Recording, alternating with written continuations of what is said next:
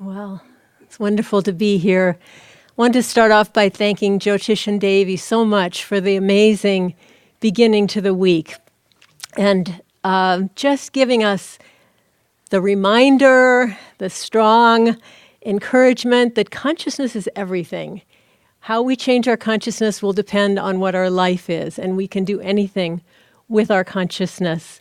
This week is transforming your life through meditation, and in the later parts, tomorrow and the next day, we'll talk about the aspects of life that are a little bit more daily life, your work, your health, your relationships. Today we're talking about what's a little bit more close to home, your actual consciousness, how you make choices, your thoughts, your habits. And yesterday we got just a really wonderful orientation to how important meditation is. And it was global, and it was huge, and it was very, very motivating. And today I want to make that a little more personal. We all know now that meditation is really highly prized in almost every field. We're hearing about athletes and business people and school children whose lives are being transformed by meditation. And meditation has become so valuable that now it can be added to the list of things that we feel guilty about. We're not exercising enough. We're not eating enough vegetables. We're eating too many sweets. And now we're also not meditating enough, or we're not meditating at all. And that's a very unfortunate thing. Because on the one hand, we don't, maybe not getting as much benefit from our meditation as we would like to, but on the other hand, now we're making it worse by feeling guilty about it. So I wanted to address that a little bit this morning because I think it's important. I think there are people, I've worked here at the Expanding Light a long time, and I've talked to many people and I say, how is are you meditating, or how are you meditating? And they go, well, it's on and off, some months, yes, some years, no, it's on and off, and it's a very real thing. So I think we need to just take a little look at that. And I also know for Kriya bonds, it can be challenging. We're encouraged to have a twice daily practice. I was giving a retreat in the Midwest, and I was asking about their Kriya practice, and a number of people said, well, I practice on the weekends. So this is the way life is. This is a very, very busy time we're in. And so I want to address that a little bit to see if we can, on a way, lighten it and at the same time make us a motivation for us. It was Swamiji who used to teach meditation by saying, in the beginning, meditate only as long as you're enjoying it. Excuse me. But I was very touched one time when he said, but the truth is, in the beginning of meditation, you're not enjoying it that much. And that is the truth. We have habits of looking outward. We have habits of restless thinking. And now we're trying to teach our mind to go inward and upward. And it doesn't always respond with a lot of enthusiasm. It can be challenging. And I wanted to share with you the story that to me is one of the most clarifying and motivating stories I know about meditation. It was told by our friend Nayaswami Jaya. And Jaya, as most of us know, is a very deep and devoted meditator, meditating I don't know how many hours a day, and also an inspiration on meditation, traveling around the world, sharing meditation with people. Well, he first started his meditation practice with Swami Kriyananda in the Bay Area, taking a class in meditation. At the end of the first class, Swami said, go home and practice 30 minutes. Maybe he said 30 minutes twice a day. And in the 60s, we're a little bit more holding up the bar a little higher. He might have said 30 minutes twice a day, or at least 30 minutes a day. Well, the second week, Jaya came back to class and he said, Swamiji, I can't meditate 30 minutes a day. I'm way too restless. And Swamiji said, that's fine. Meditate 20 minutes a day. And Jaya said, I can't meditate 20 minutes a day. I'm way too restless. And Swamiji said, fine, we'll meditate 15 minutes a day. And then when Jaya said Swamiji, he just cut the conversation. So you could tell what was going to come next. And he just said, tell me, what can you do? Now, this is a very, very good story on a lot of levels, because here's somebody, and so what the answer was, Jaya said, I think I can meditate 5 minutes a day. Swamiji said, wonderful, do that, 5 minutes a day. So the two parts of this story that are so important is here's someone who could barely squeak by with 5 minutes a day, who went on to develop a very deep, lifelong, decades-long, daily, twice daily practice of meditation. So it holds out hope for everyone, okay? But the other thing that's so beautiful about it is Swami's response. He didn't say, well, try harder, or, or that's not good enough. He just said, what can you do? So it doesn't matter what everybody else is doing. It doesn't matter what you think you should do. It doesn't matter. None of that matters. What matters is, what can you do? And just to do that. So wanting to encourage us to move in that direction with our meditation. But also, some of us who do have a lifelong practice of meditation, twice a day practice of meditation, we know, even as committed as we are to meditation, that there are a lot of meditations that are still restless or sleepy or dull, and you're fighting uphill, and you're using your techniques, and you're using your devotion, and you're just doing everything you can to lift your consciousness. But it's actually working. It's not just sitting back and waiting for the bliss to pour over you. It's work. And yet, interspersed with those meditations, maybe they go for a day, maybe they go for months, of challenging meditations, interspersed with them, God will send a meditation where you feel, and I know anyone with a practice has experienced this, you feel so much love or so much joy or such a transformational calmness that you just think, I don't care what it takes. I'll do years of dull meditations just for one meditation like that. And so we have those two things going on. And the temptation is to think, why don't I skip the meditations where they're just so restless and it's pointless to be there, and I'm just going to stick with those really nice communing with God meditations. And it reminded me of a story that I heard about a young man who went to apply for a job. And he was interviewing with the boss, and the boss said, well, I think you're the fellow for the job. Come in on Monday, and you'll start at $500 a week. After 6 months, you'll go to $1,000 a week. What do you think? And the young man said, terrific. I'll come back in 6 months. So it says, do you see the parallel? Do you see how it's ridiculous to think you're going to get the $1,000 just for showing up? It's ridiculous to think that God is going to shower you with just this divine bliss just because you want it. Those meditations that are the uphill struggle are where we are developing our inner strength. We're developing our devotion. When we're receiving love, we're just receiving it. When we're doing those difficult meditations, we're giving it. And it's so important that we have those ones where we're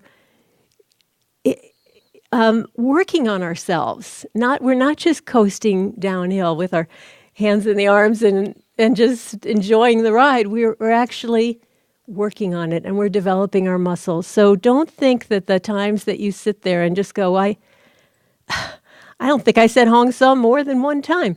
It doesn't matter. I say this from personal experience. You are working on it, and that's really, really important. So during this week, this would be a good time to say, okay, what can I do? I'm going to be so filled with inspiration during this week. I'm going to go home And I'm just going to, you all know the basics. You know how to create a habit. The most important thing is habit. That's really what it takes. Get the habit going. Don't question it. What can I do to create a habit? 5 minutes. You know, one of my friends here at Ananda, when she took her first meditation class, she had an extremely busy job. She said, I can't commit to 5 minutes of meditation a day, but I can commit to 2 minutes of meditation a day. 2 minutes. She's now practicing the higher kriyas twice a day, devoted practice. So start where you are. It doesn't matter. Just do it. That's it. But also, just to kind of round out the picture, again, I'm trying to alleviate the sense of should. I was talking a week or two ago with a friend who has come to the expanding light over the last 10 years or so, and we know each other well. And she's very, very devoted. She's a Kriyaban. She's very devoted to Master. She's a therapist. And in her practice, she sees, I don't know how many people a day, but all during her practice, she's praying. She's praying for guidance. She's sharing that guidance. She's watching it change their lives. She's offering her gratitude for that guidance. And that's what her day is like. Well, I know she's had trouble establishing a sitting practice, and, you know, she gets one going and then gets too busy, or something else happens, or she gets sick, or whatever. And so this time, when she was here, she likes to have like a little counseling session in addition to just hanging out a little bit. She said, well, you know, I said, things seem to be going well. She said, yes, but, you know, I still don't have a practice. I said, don't say that. Don't say that. You have a practice of thinking of Master all day long, every day, of praying to him, of receiving his guidance. That's a practice. Now we just have to figure out how we're going to get you sitting still and also doing a silent meditation. But I think we have to realize that if we are lifelong meditators, the hours that we spend or the minutes that we spend in our sitting still practice are just part of a relationship. We have an ongoing relationship with God that is happening all the time. When we're driving the car, when we're walking through the halls at work and we're just remembering to come back to center, when we're remembering to be kind when we don't feel like being kind. One of my friends recently was talking about being at work and she got angry at another person there, and then she said, and then I remembered to see that she was Master, and then it was all fine. Okay, that's a lifelong practice. That's a practice. We have to do the both. Sitting is what feeds that inspiration, but that inspiration is very real and very, very important, and we want to keep that going too. So this encouragement for meditation, I just wanted to share that. I wanted to, yesterday Jyotish gave us a wonderful overview of how we can keep our practice going with things like practicing the presence of God, japa, chanting, all the things we know to keep that relationship going.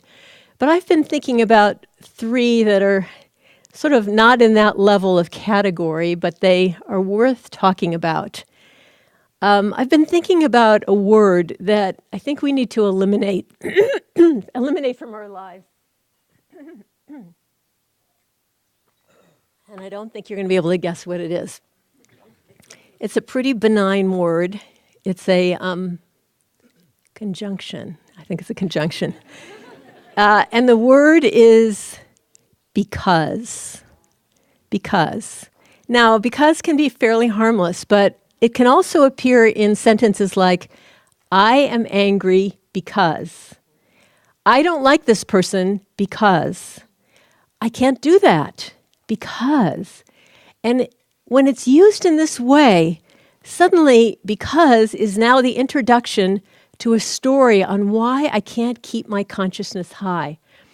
What I'm getting into now, I realized I didn't introduce it, but we're talking about, in today's class, about we're building on the idea of meditation, but then how do we make choices, habits, thoughts that enhance our meditation, and how is our meditation enhancing those? So looking at this word because, it can be a deadly word because it tells you, not always.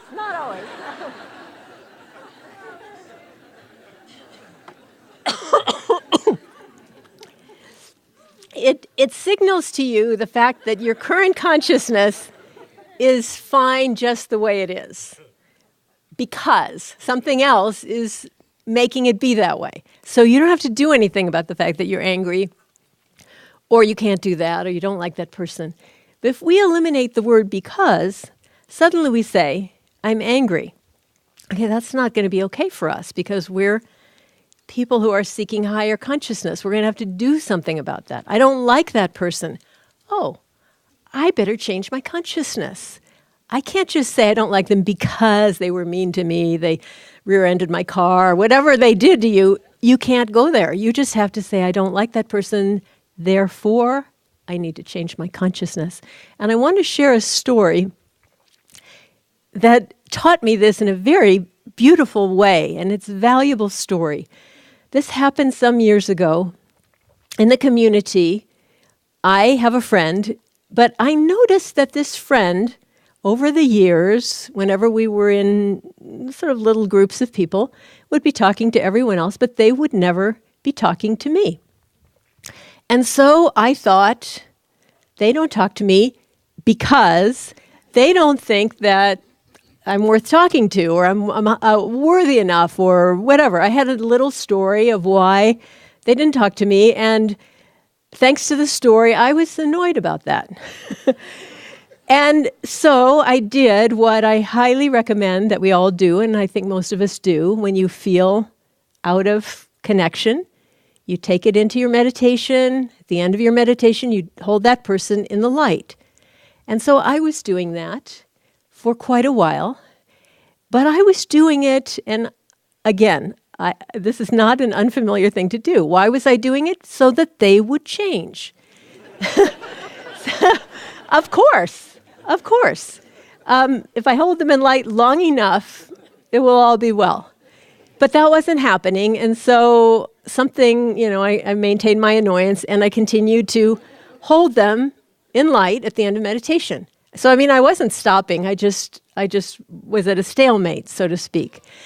And one morning, I was doing my thing of, after meditation, holding them in the light, and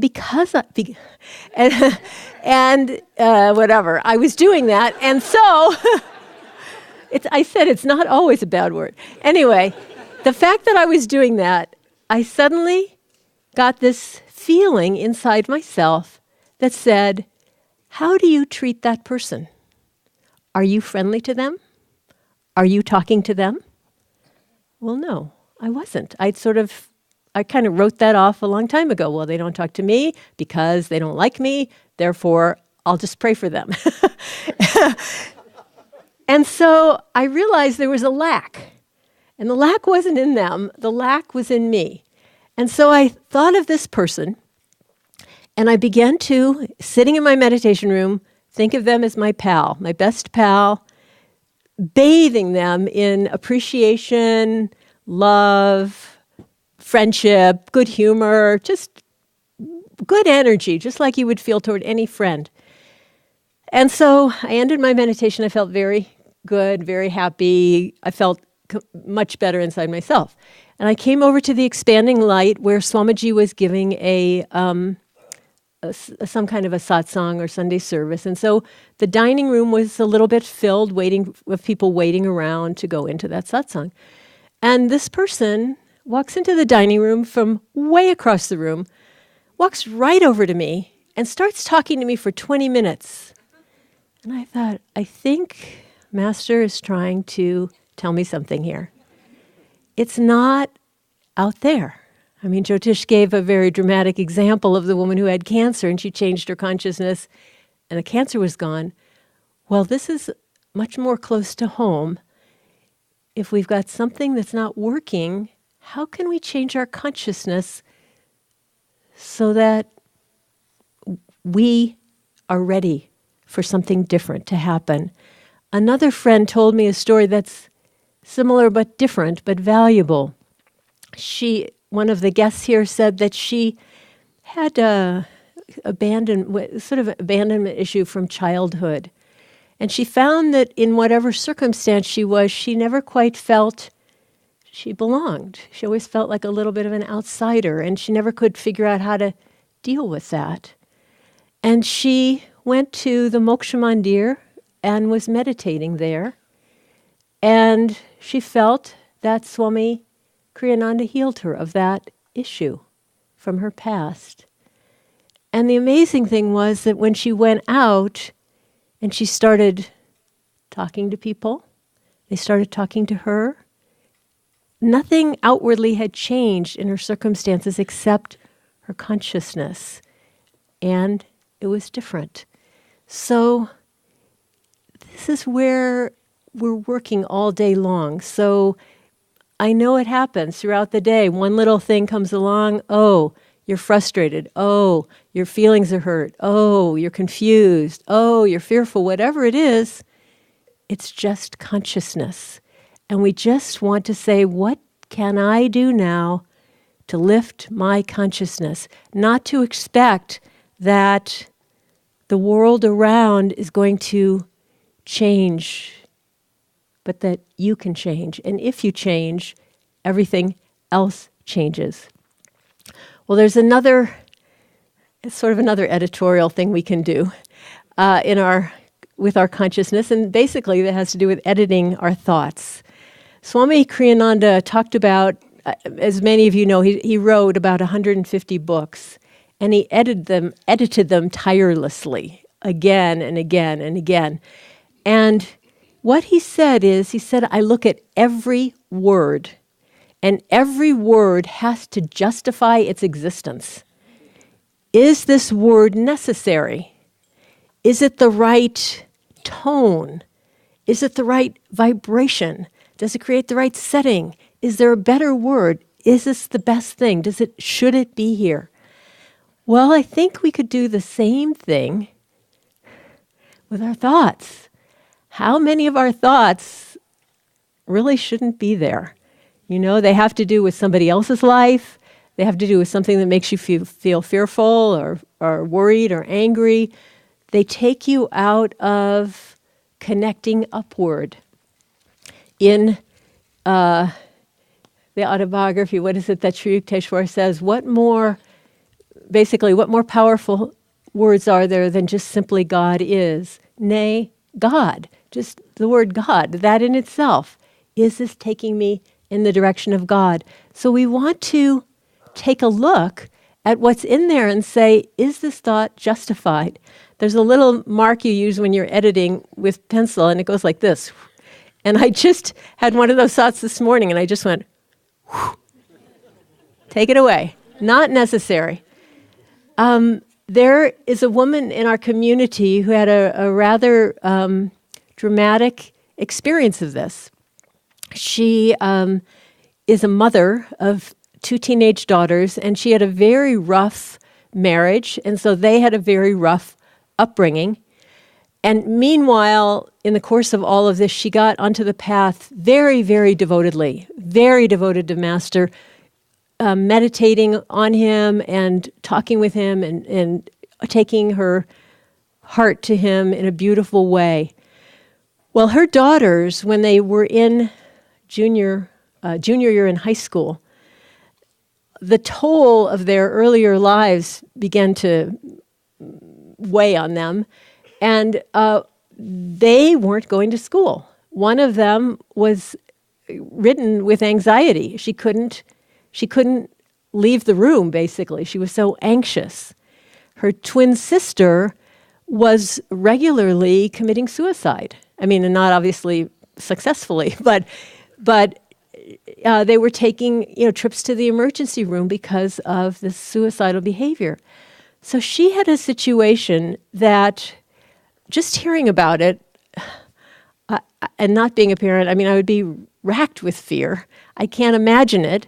And I don't know what actual child-raising people would say about this. I know a lot of parents would respond with fear and would start trying to control the situation.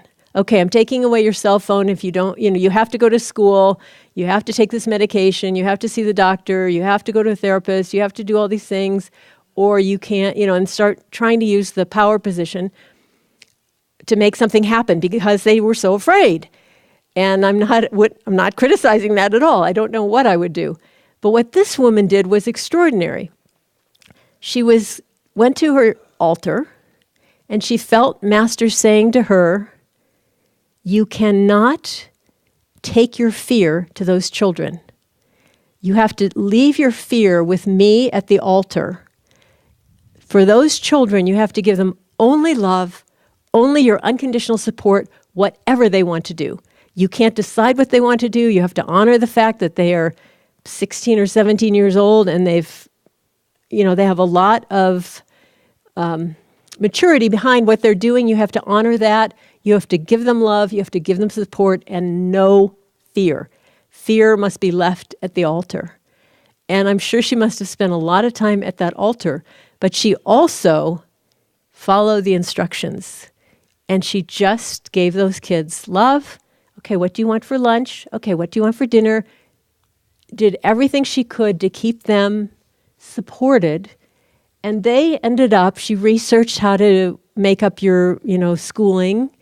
And she stuck with them. She gave them love. She had solutions for them when they were ready. They ended up finishing high school, going on to college, studying pre-med. They're both interested in working with people who have the conditions that they have. And they're very happy. They love their mother. And it turned out amazingly well. But it came from the willingness to say, just because a thought is in my head doesn't mean it's supposed to be there. I need to get rid of some of those thoughts and say, is this a thought that is helping me lift my consciousness, is helping me feel more courageous, more loving, more joyful, more positive about life, or is it not? And if it's not, it's got to go. So the last quality, I think, can be helpful in this idea of what is my part? Meditation is part of it, but what is my part in daily life? What do I need to work on? Is something that is in the Bhagavad Gita. Many of us are familiar with this part of the Bhagavad Gita. The story of Arjuna, who is the supreme disciple, and Krishna, the Lord. He's Arjuna's guru. And he says, near the end of the book, he says to Arjuna, Arjuna, I reveal these truths to you because you have overcome the carping spirit. Okay? And what are those? What is he revealing? He's revealing to Arjuna the nature of God. And he said, this will remove from your life all evil. Now, this is a very big prize to win, to have God tell you, here is the nature of God. And you have to overcome the carping spirit to get to that place. So this is a fascinating subject. I've been in a number of classes where we have assignments. Okay, this week we're going to work on overcoming the carping spirit. And it is really not easy. And I throw out the gauntlet to you and say, give it a try and really put your mind to it. These are things to edit from your mind. The carping spirit is resisting what's happening, isn't it? I don't like that. She's not a nice person. This is a stupid thing to be doing. Criticizing what is. And why is that so very important? Because, as we were hearing yesterday, God is in everything. God is in everyone. And also, God is coming to us through every experience. Master said, and I think I've said this here a number of times, but I say it to myself a lot.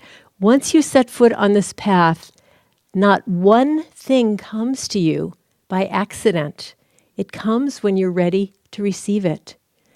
So God, and especially for the disciple, God is working on you and telling you how to change and how to grow. Jyotish yesterday used the example of the student who's complaining about his lesson, or that he shouldn't have to learn it. It's like, this is exactly what you need to know. And Ananda Moy Ma put it in a really, really beautiful way. This is what she said.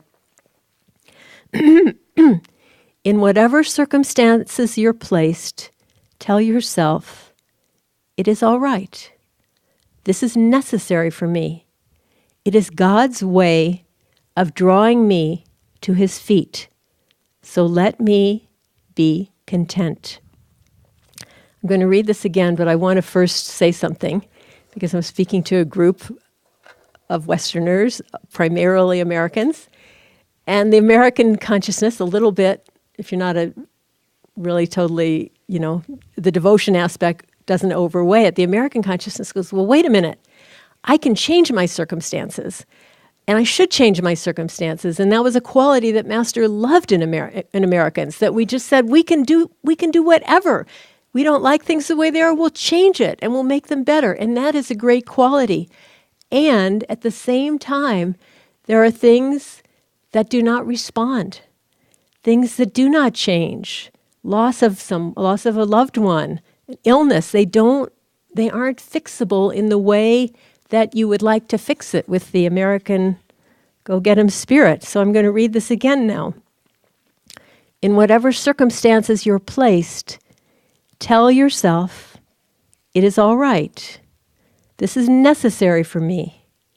It is God's way of drawing me to his feet. So let me be content.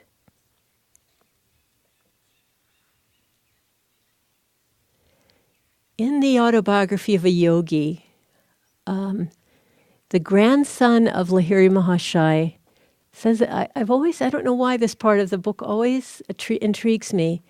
He says, in the scriptures, like the Mahabharata, even in the Bible as well, in any scripture, you'll find what are called knot points, K-N-O-T, knot points, things that kind of hang you up. They don't make logical sense.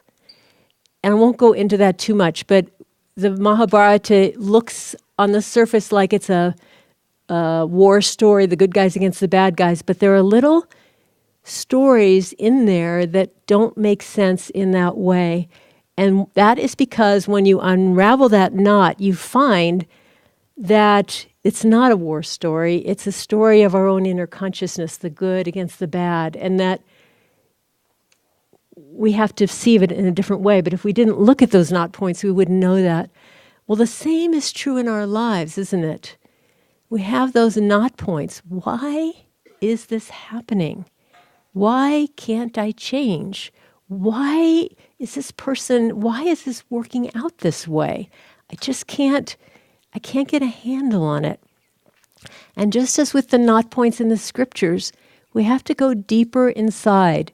And we have to say, all right, this has come for some deep reason.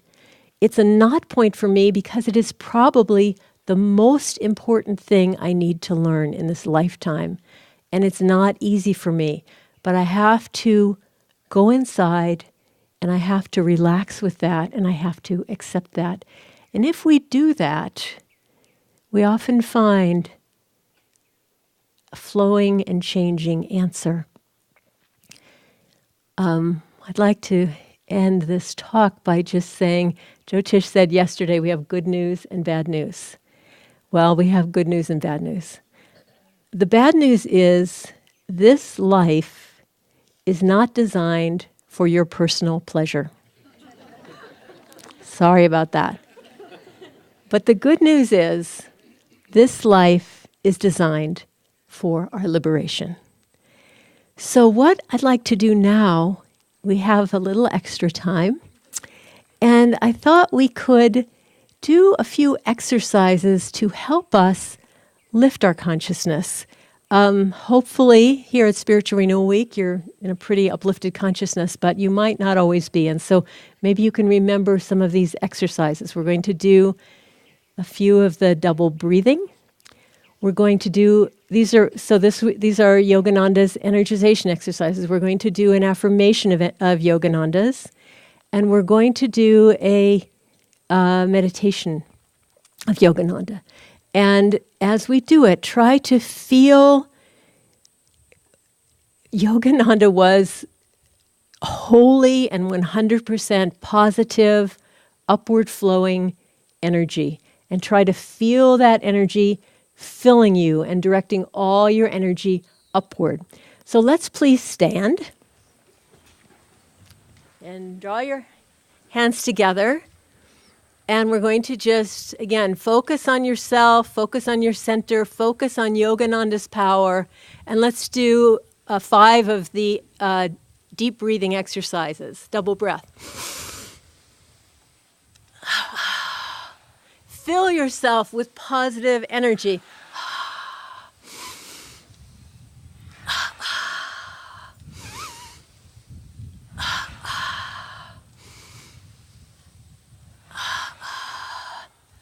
And now sit down.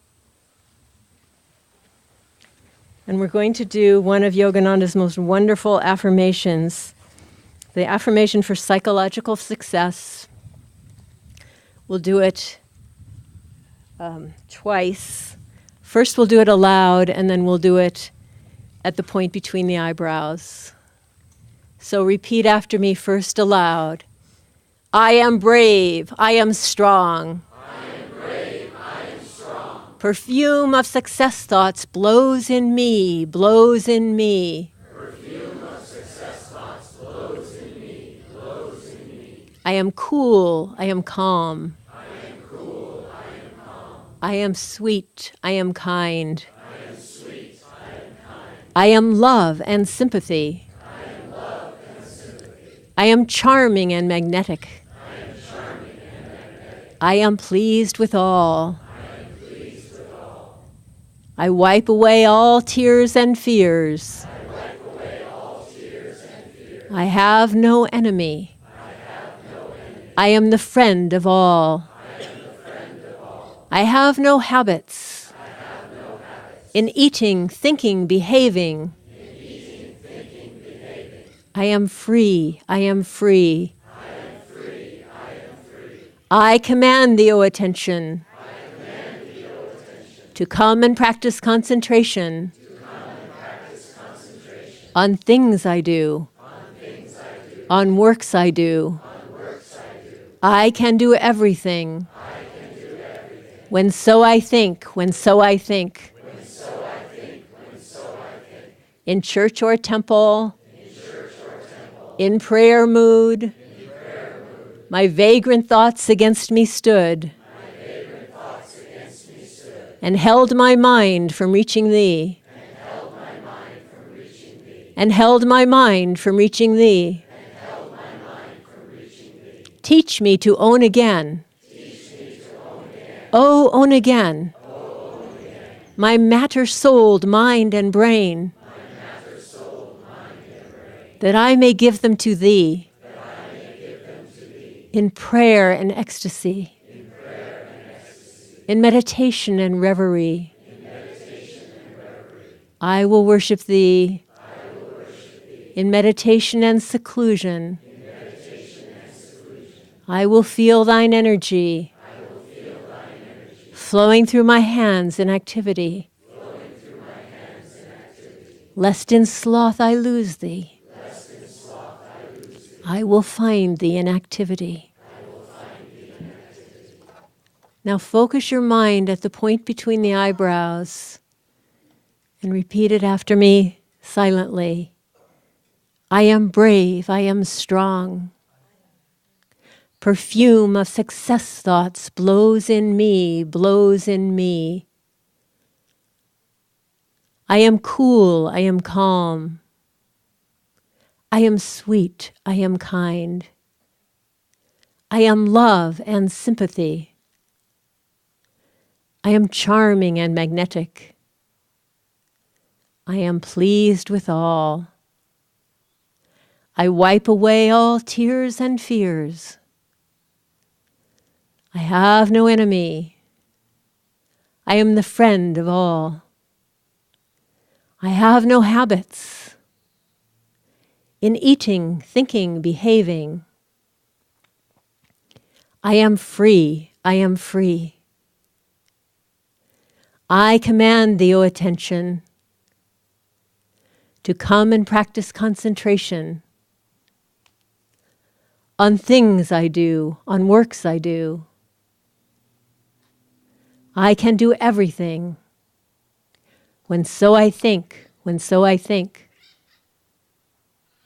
In church or temple, in prayer mood, my vagrant thoughts against me stood and held my mind from reaching thee, and held my mind from reaching thee. Teach me to own again, oh, own again, my matter-souled mind and brain, that I may give them to thee in prayer and ecstasy, in meditation and reverie. I will worship thee in meditation and seclusion. I will feel thine energy flowing through my hands in activity, lest in sloth I lose thee. I will find thee in activity. And let's hold on to the feeling of power in that affirmation. Bring your mind to the point between the eyebrows. Watch the breath flowing in and out at the spiritual eye. Imagine the breath comes in with the inhalation at the spiritual eye and goes out at the spiritual eye.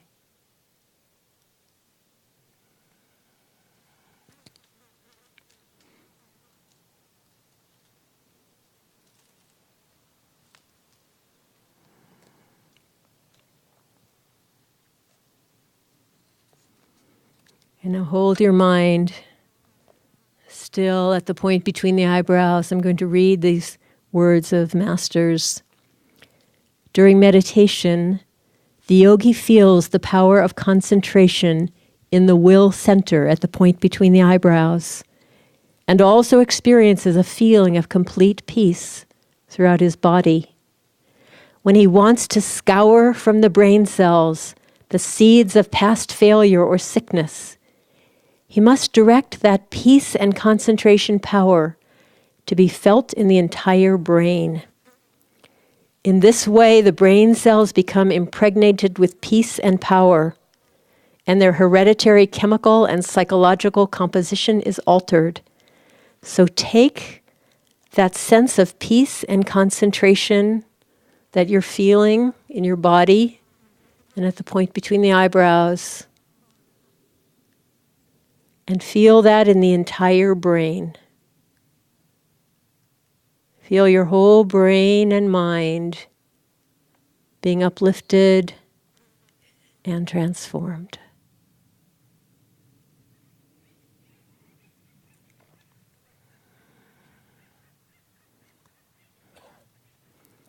And finally, I'd like to just close with a little visualization.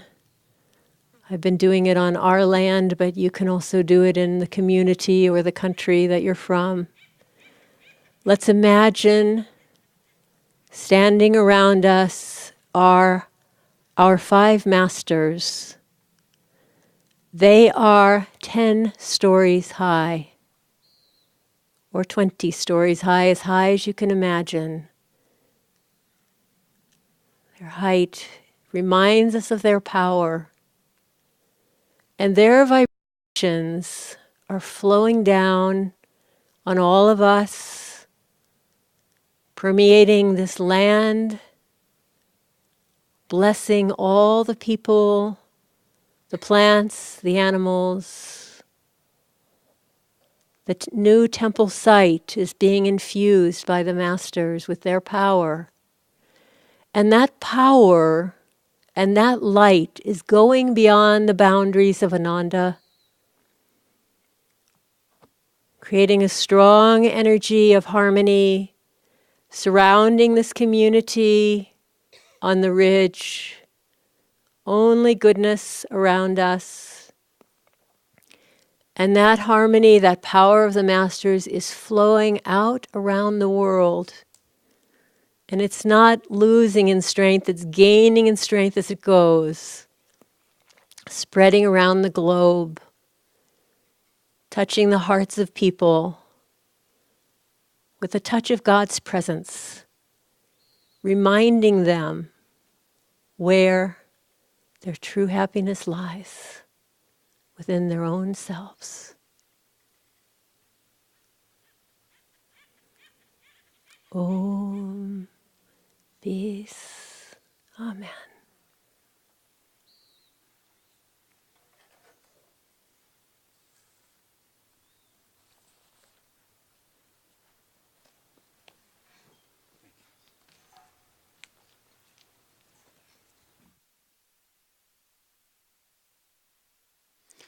I was thinking when we heard, unfortunately, that Padma was unwell, I was thinking now we need to give the extended cut version of our talks. So here it is. Ananda did well in her part, so let's give her a clap.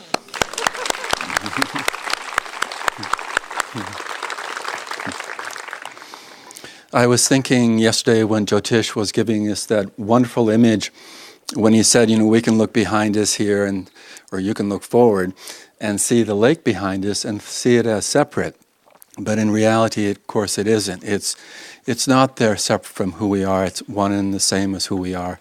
And perhaps each one of us, in our own way, in an experience that we may have had, perhaps just a touch or a glimpse of the experience, have been able to step back from the immediacy of what's going on in life and be able to, in that stepping back, have a more complete perspective of what life is and also what our part is doing in that life. I don't know if you've had the chance, but Kent Williams has sent a drone over all of Ananda Village's property and then filmed it from that drone and posted it. And it's quite amazing. We all think, I know this land inch by inch. But seeing that drone version where it's up there, I couldn't believe how sometimes it looked very different than what I thought it was after living here so many years. And it's like that we can get just caught in the immediacy of, this is what's happening. These are the things that are good and bad in my life. But yesterday Davey quoted from Dr. Albert Einstein. I'd also like to quote from another doctor, Dr. Seuss, who wasn't a doctor, and Seuss was his middle name. But it's interesting as a side note that for those that don't know who Dr. Seuss is, which is perhaps remarkable, that he was a famous American author that wrote children's books. One of the most famous was Cat in the Hat, but playful, fanciful stories.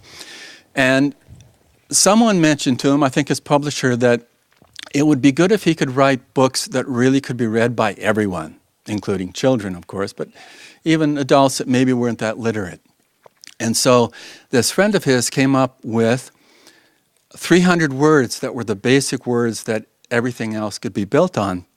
And he challenged Dr. Seuss to write a book just with those 300 words. Now, obviously, many of those words were used multiple times because they're lengthy stories, not lengthy stories, but... And so the book that he wrote, I think was Cat in the Hat, he used only 256 words. Pretty amazing, eh? But his quote that I'd like to give you is that he said that sometimes questions are complicated and sometimes answers are simple. From our yogic perspective, we can say this in a different way, and more meaningful perhaps, that the conscious mind tends to separate and see the problems. The superconscious mind tends to see the solutions and sees the unity behind everything that's separate and really lives in that experience. But just like seeing that drone give us an impression of this property, different than just walking through it, there are times when it's vital to be able to pull back from that immediacy. It's not that we're not in the moment, but we're just not caught in that moment. And we need to do this if we're going to have just a healthy life in and of itself, and much more important, a deeply spiritual life. Because we can get trapped so easily by saying, this is real for me, or this is too real for me. And Ananda gave numerous examples of that. And the carping spirit tends to come into play when we're caught in that little confinement of our problems, of the conscious approach that this is happening to me. But I remember one time when I was in my early 20s, before I moved here, I lived on my oldest brother's farm up in Quebec. And it was a back-to-the-land experience, no electricity, no running water, and we had about an acre of garden that we tended to, and we had a family cow. And our nearest neighbor was about 4 or 5 miles away, and he was a German immigrant that had built a ski resort by himself. There were rolling hills that were really perfect for skiing, so he cleared some slopes, built a ski lodge by himself, and then he needed help on weekends when I was living on my brother's farm, so I went there and helped him with the T-bar thing that people were taking up the slopes. And then he allowed me to ski for free. And I'd never downhill skied. I'd done a lot of cross-country skiing and snowshoeing. So it was a new experience, and I started off slowly, but quickly found that I could do more. And I really got into the rush of it, and I think that's what a lot of people feel. There's a grace also that happens in downhill skiing, but there's that rush. And I remember picking up on the rush more, and I'd been meditating for a number of years, so I understood things like centeredness and calmness. But so I was coming down this hill one time at a rapid pace, and then I crouched down to get into that aerodynamic, real rush of space. And then suddenly, it was like a time motion change. I realized that my ski boot had disengaged from the binding. But it was like it was this time where I observed that. I thought to myself, this is going to be interesting. I mean, literally, I can still remember the feeling of thinking that thought. And yet I doubt it was more than a second that really transpired in the experience. And like Devi in her fall, for those that weren't here, Devi had a dramatic, a miracle fall on Saturday off the stage at the Living Wisdom Center. And she explained that she rolled into it when she fell. Well, obviously I had that thought through, I'm going to roll. And did I roll? But you've got these lengthy skis to roll with. And so I went chunk, chunk, chunk, chunk, chunk, chunk. And I thought, wow, I'm alive. But that sense of separating the time and space element gives us the real experience of something beyond the confines of this limited world. It really is what we have in meditation, isn't it? And in sleep as well. We're timeless. Maybe sometimes that time is too much time, and sometimes it's less time. But if we go into the depth of meditation, we are timeless. And the complications that tend to be there suddenly become simplified. We see what it is that we're trying to do. Where are we going with this? Paramahansa Yogananda said that we should choose to live our life willingly, feelingly, intelligently, and devotionally. Nice summary, isn't it? But the idea of willingly, being willing to engage in life, to really say yes to life, as Swami Kriyananda often expressed and emphasized, that when we say yes to life, we're opening up to a flow of energy much greater than our own limitations. And it's really what the essence of the energization exercises is really about. I think we all feel the tremendous potency of being recharged through the energization exercises. But my sense is that's secondary. That's, way behind the primary thing that's really happening. And that primary thing in energization is that we start more and more to identify that we are that cosmic energy. that we let go of the restrictions, the identifications that are less than that, and we come to the direct experience that we have that energy. And that happens because of our willingness, of willing to open up to that flow of energy, of willing to see life full of the greatest possibilities, and to really know that those possibilities can go a lot of different ways.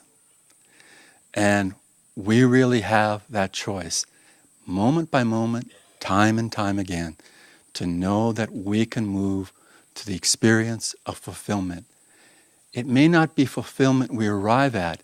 We can always choose to move towards fulfillment. Isn't that interesting? Simple separation between feeling that you have to be at the fulfillment stage, which can produce, as Ananda mentioned, a fair amount of guilt at times. But if we always reset to moving in that direction, it can be the tiniest increment, as you said. It could be that 2-minute meditation. But it is in that increment of the direction that empowers us right there. And it gives us the touch of fulfillment, even if we don't have the fullness of fulfillment. That seems a strange concept, the fullness of fulfillment. But we're touching into that experience. And so that willingness of saying yes to life, of operating always with, how do I move forward? How do I have the direction that's giving me a sense that's supporting what I really want in life? And then choosing to live life feelingly. Interesting that Yogananda would emphasize that. In the Yoga Sutras, in the second sutra, the Sanskrit is Yogas Chitta Vritti Nirod, which means, in English, yoga is the neutralization of the vortices or the whirlpools of feeling. But it does not say yoga is the neutralization of feelings. It's a very important distinction. Feeling is an incredibly important and potent part of how we live our lives more fully. That it is with the heart's openness with feeling that we engage in the world around us, where we can have the emphasis of care, the emphasis of compassion with those around us, and for ourselves, which is important as well. But that feeling is there to allow God's touch to open us up, to appreciate His grace is beyond us. It's in the world around us. And in that feeling way, we nurture more of the heart in the engagement of the world around us. And that's important because we have to come at it with a sense of opening beyond our boundaries. One of the secrets of happiness, from Swamiji's little books, The Secrets of Happiness, he says that the secret of happiness is respecting other people's realities for what they are. Again, he does not say taking those realities as the reality. He's simply saying respecting that other people have their version of reality that's true to them at this point in their lives. And so it's real to them. And in feeling, we can appreciate that. Swamiji, in his commentaries on the Yoga Sutras, and he talks about, there's a section on the obstacles to the yogi to find fulfillment. And at one point, Swami, in his interpretations of these points, he actually said that one of them is, and they're things to overcome, like dullness, disease, and things like that. And he explained one, overcoming the lack of attachment to good things. That's pretty puzzling.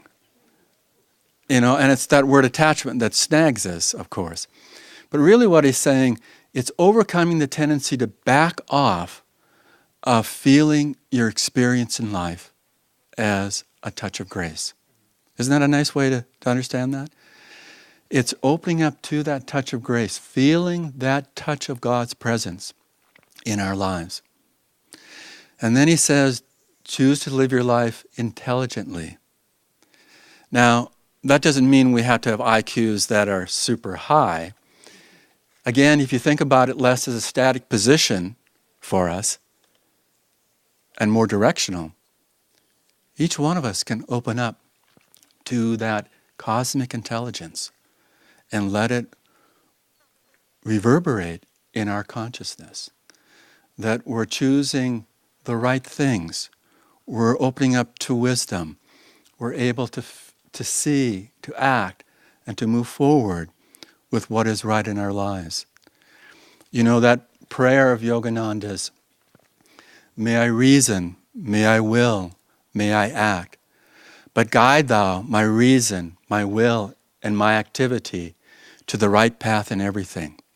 That captures that idea of that we're reasoning with intelligence. We're choosing to do the things that really work for us to allow us to expand our awareness. You know, in superconsciousness, we're less concerned about the intelligence quota, the IQ, and more about the flow of wisdom. That wisdom itself is an intuitive perception at its deepest and highest level. Intuitive perception. And I think this is what Yogananda was emphasizing in living your life intelligently. To tune in, to embrace that intuitive perception of life itself and the essence of life. And then devotionally, of course, has to be a part of what's happening. And why that's important, and others will talk on this topic in some of these later classes this week. But to live your life devotionally means to draw God's presence more completely into your experience. And we know that the heart, as we've been taught, the heart chakra, the heart energy center, is a dividing point between the feeling energy going down with emotions into the lower chakras and ego, attachment, and involvement, compared to that aspiration, that lifting up with devotion, which allows the energy to expand and bring us to that reality of who we are. And so that heart energy being drawn up to the kudasthha, the spiritual eye, that we're engaged in that direction of devotion. And whatever we do outwardly with devotion, more has to do with your karma than the specifics of what should happen for you. You know, some of us deeply enjoy chanting. I remember I was so caught by chanting when I first visited here that I stayed for a number of months, and then I went back to Canada and I started a meditation group for Ananda. It was 1978, and it was at the time when the meditation group, part of Ananda, the outreach, was starting to happen. And so I started a group. No one came the first time to the group meeting, but people started to come. And then what happened was I started to teach classes. I hadn't taken any formal training. The yoga teacher training courses started a couple years later, or the year after, 1979, under Prakash. But I started teaching classes. A number of us that had spiritually minded focuses in our lives started what we call a New Age community center, because the word New Age was more prevalent at that time. And it gave a lot of different groups the chance to offer different classes, and Ananda was there giving classes. But then once a month, I would have kirtans at my home without instrumentation. Because I loved chanting so much. It became so much a part of what my spiritual journey was all about. That certainly I fumbled around with some of the chants, but I could keep the melodies fairly close on some of them. And every once in a while we'd listen to the rare 2 recordings of Swami chanting, or there was some chanting that he would do at classes like Spiritual Renewal Week that I'd get a hold of, and we'd chant with that. But that sense of that chanting for me was very real. For other people, chanting may be a different kind of tool, maybe still productive, positive, meaningful, magnetic. But it will be at different levels for different people, all the tools of devotion. Devotion itself, though, is something all of us should live by, as Yogananda said. He also said an interesting quote. He said that one should make up one's mind to perform all pleasant duties with one's full heart, and to perform all unpleasant duties with deep attention. Isn't that amazing? Because as Ananda said, there's a real inclination to back off of things that don't work for us. The unpleasantries of life. Let's not go there. Let's not give that energy, because this is what I really want in life. But it's only because of the peculiar nature of your karma and your likes and dislikes that force us to even think that there are unpleasant duties. There are just duties. And duties, the word duty in our vocabulary these days has sort of an imposition of I should, I have to, I must.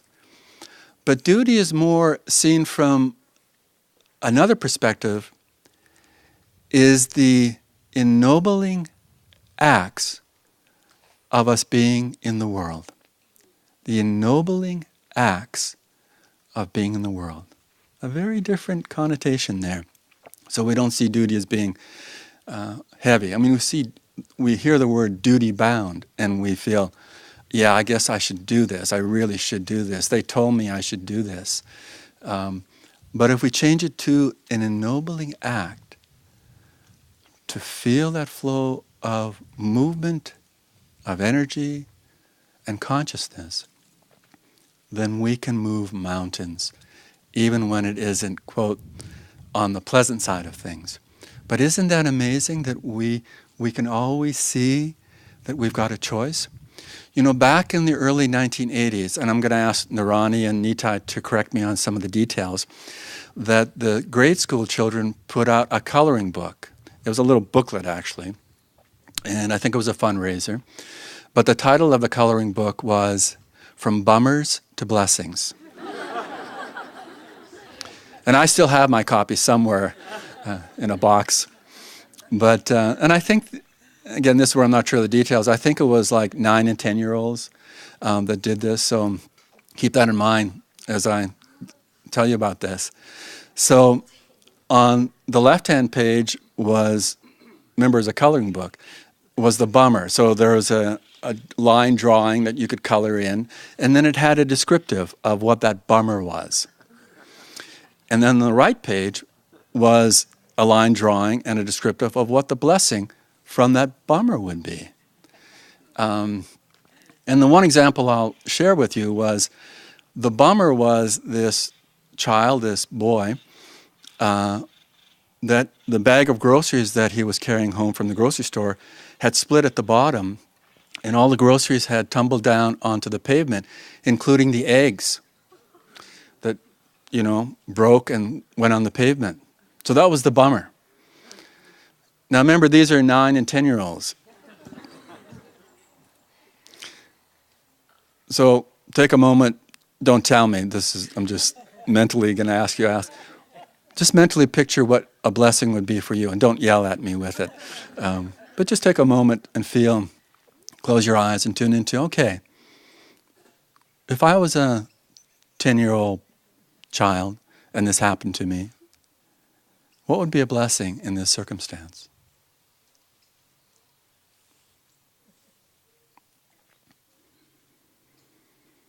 Well, the one that they put in the coloring book was the child talking to the mother and saying, "Guess what, Mom?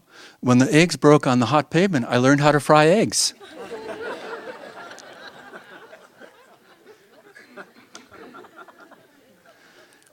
We always have that ability to choose. Again, not necessarily the perfect outcome.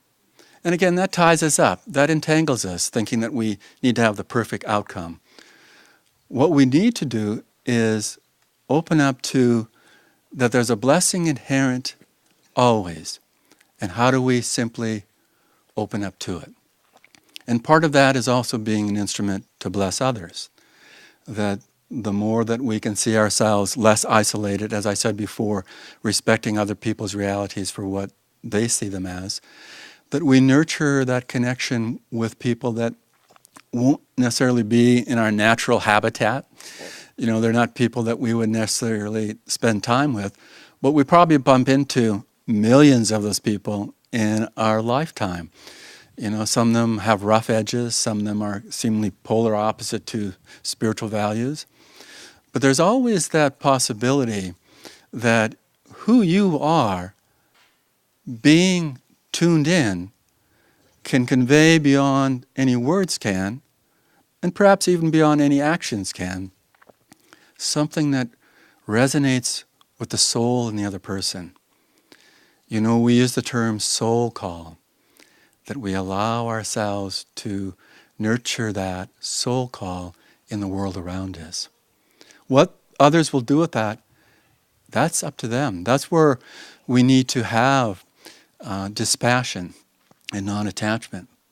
And that's also where we come into discrimination. I mean, just recently, the reading from the Bible for Sunday service was, "Cast ye not pearls before swine." So we need to respect that we're not going to, say to the person next to us, by the way, there are 5 avatars that would really help you.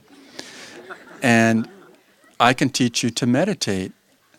Well, there may be a slim chance that might actually happen, and don't preclude it won't. But you want to rather open up more with vibration and less the specifics. I mean, remember, to counter this, that Yogananda as a boy, the boy Mukunda, this is in that book that Devi showed yesterday, one of the new publications from Crystal Clarity Publishers, The Stories of Yogananda's Youth, that he said to a boy in his classroom, or wrote a note, "I'm your guru." Well, try that.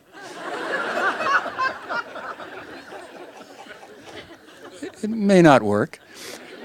But isn't it true we can open up to that vibration and share that vibration with people? Just being in a situation where you are who you are, that ability to share becomes much more a sense of, it's not you. It really is the divine flowing through you. What I know for me, and I've mentioned this before and shared this before, that for me, along with chanting when I first came to Ananda, that the healing prayers were just such a real connection for me and continue to be that way. That I spent pretty much an hour every week on Saturdays doing healing prayers for people. I got my names from the Ananda Healing Prayer Ministry and certainly focused on them for an extended period of time, but then just brought to mind all the others that I knew in my life that I could share this blessing with. And again, it's taking that ability to choose what you're doing with your energy and your consciousness, and to share it with others in this way. Again, there's no way, for the most part, you're ever going to find out what the result of your prayers was for this person or that person. And that's actually a benefit. To know that your position in this, your role in this, is to be an open instrument of blessings to other people. And when we're able to open up that way, the choice we're making continues to move forward. Devi touched on a little bit of that study. Actually, it was a number of studies that talked about people that are in power positions, that it's detrimental to brain. So not just in terms of attitudes, that was there too, but there are actually 2 different studies by 2 different disciplines in science. And one was a more psychology approach of looking at one's attitudes and how that plays out. The other was actually a neuroscientist looking at what happens with the brain to people that are in power positions. And both saw that deteriorating effect on the physical brain and on the consciousness. They didn't call it consciousness, but on the mind in terms of attitude. And they actually pointed out, which is flawed from our perspective, but interesting from their perspective in science, that those people that they studied that had been entangled in power, they did not even recognize their behavior or what was happening. It was like they lost empathy. They lost a sense of cooperation and put their eggs in the basket of controlling other people's lives. And they were saying, not quite, but this was fixed.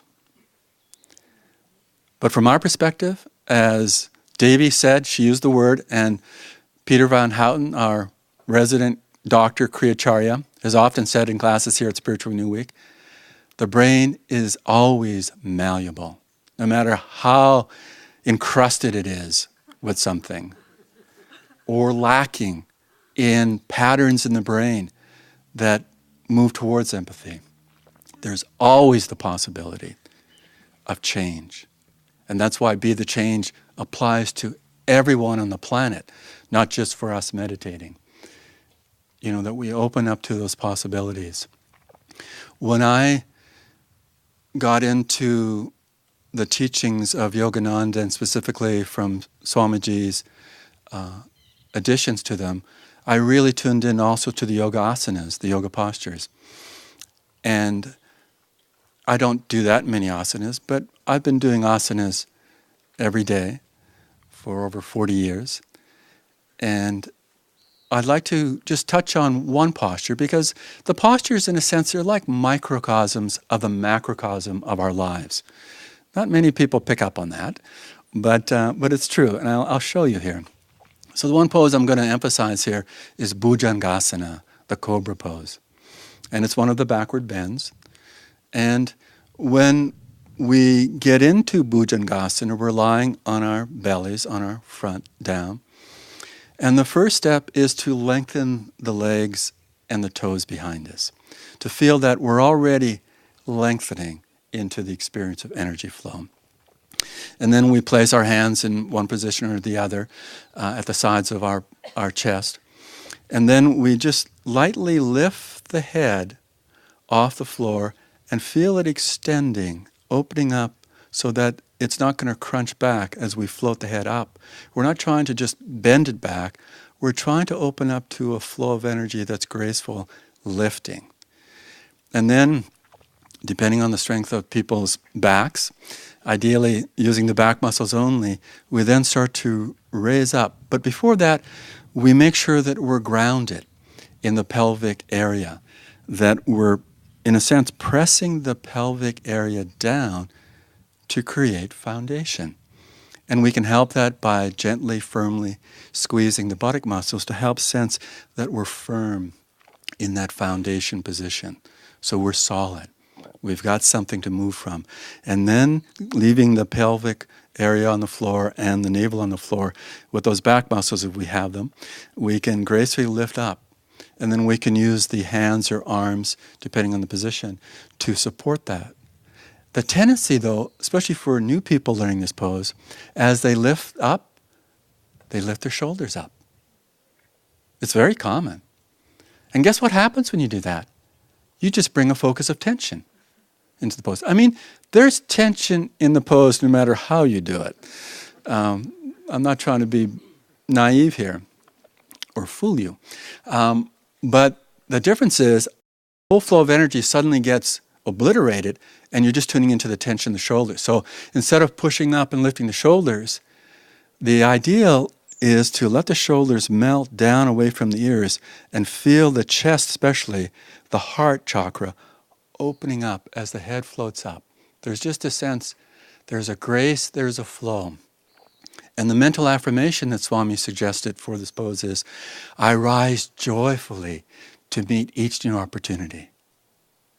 But you can see the parts of it. They indeed are like a little world, a microcosm, as I said, for how we can deal with the world. That we need to, at first, even just to begin with, start off opening, lengthening the legs, as I said in the pose, but in our own lives, opening.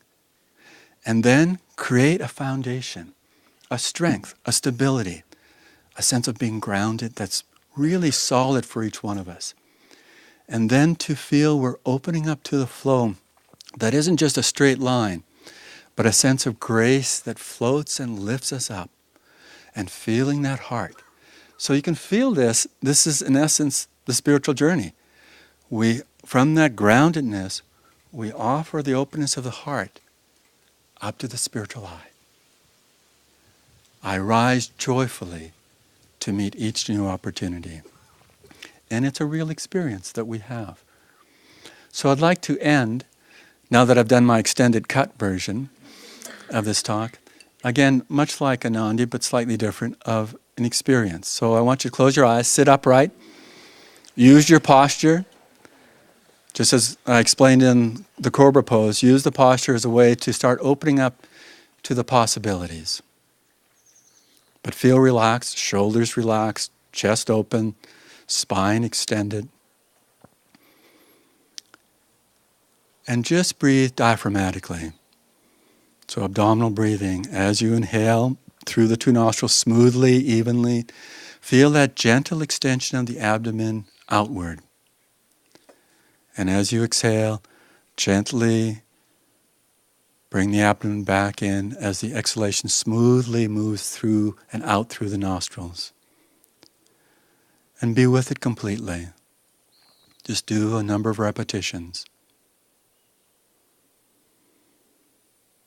This breathing, in and of itself, without any other meditation technique, can give us that distance that I spoke of in the beginning, of backing off the immediacy of life. It changes drastically your potential of being able to make the right choices, of becoming centered and grounded, and then open.